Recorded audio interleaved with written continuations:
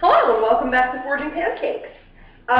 So the last time we left off, I really had to go for some reason. So when your hand is on the weapon, it doesn't count. When your hand is holding the handle of a shield, we haven't seen a shield yet, but this is a shield. This is a shield. It's fabulous. Now, I'm sure you've noticed that this four-leaf clover looking deal is on a lot of my things.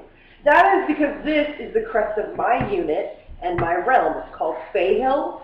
We are the hill of the fairies. It sounds really, really silly, but it's definitely not. We're definitely got the old Celtic leanings and not a lot of the Tinkerbell type weird fairy stuff.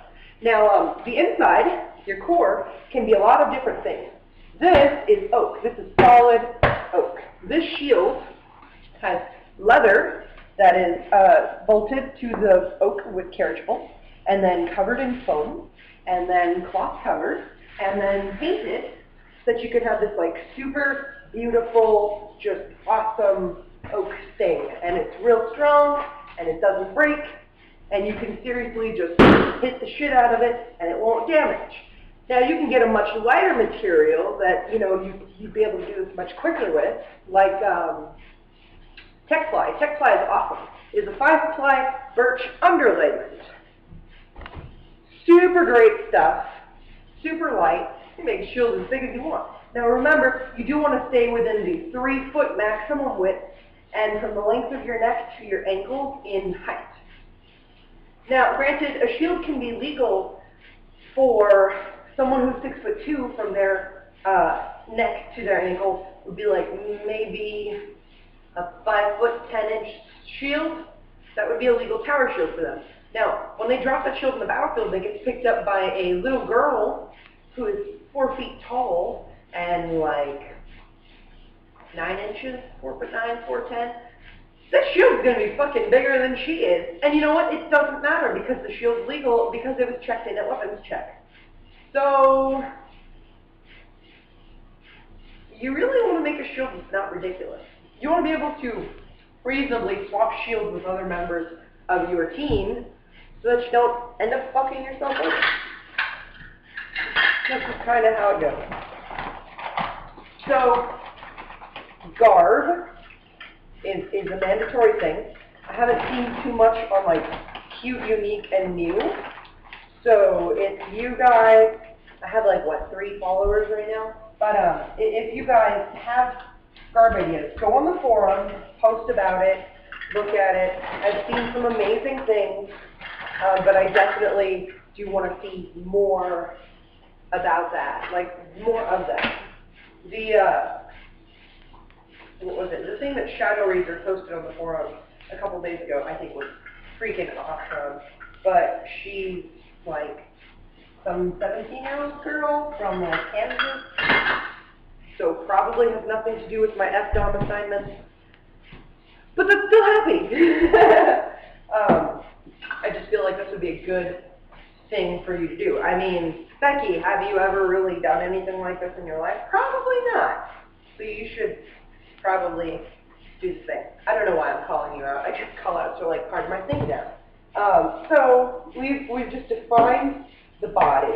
If your hand is holding the handle of a shield and it gets hit, it does not count. However, this is a strap shield.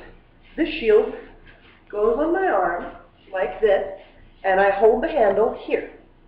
If I get hit anywhere right here, still counts as an arm. If I get hit right here, does not count. So they'd have to hit me in this tiny little hand, as opposed to like the whole arm that's also in the shield. So if you notice, here's the shield.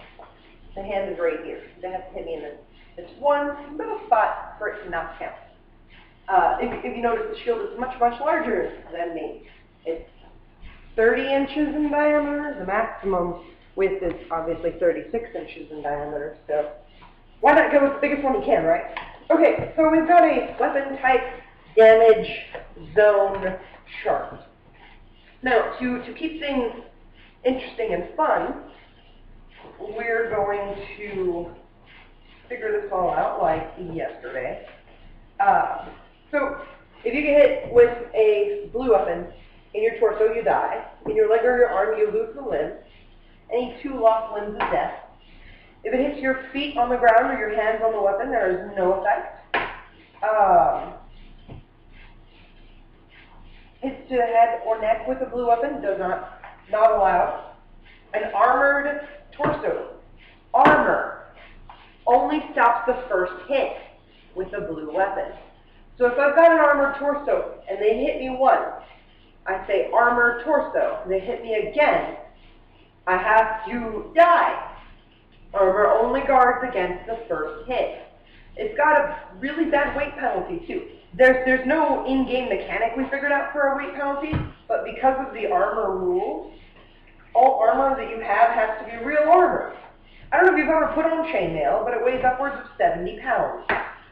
Generally speaking, not a very easy thing to have. I mean, I don't know if you've ever tried jogging with an extra 70 pounds. It ain't fun. Now try jogging and then fencing with an extra 70 pounds of weight on you. Definitely not fun. Well, I just added way more Cheerios than I needed to my pancakes. I guess we're forging all kinds of breakfast today. It's alright, we'll be fine. So yeah, it's definitely a thing that you don't want to do when you're first starting out. You want to start with your not having armor and have the ability to just go and, hashtag cardio, because the second you put on that armor, you're seriously adding 70 pounds of weight to yourself. And you're probably not going to like it. I mean, I hate it so much that I don't even wear armor. It's just so hard. This is delicious! So I think the pancake, a forging pancake, is going to end up being a cereal bar.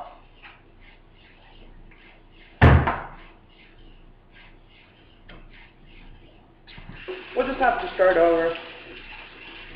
Well, I will definitely see y'all next week. I don't even know if I'm posting these weekly, to be honest. Sorry, I was just assuming that this was a Friday posting. Bad habit of mine. I will see y'all next time for another episode of Forging Pancakes. Thanks so much.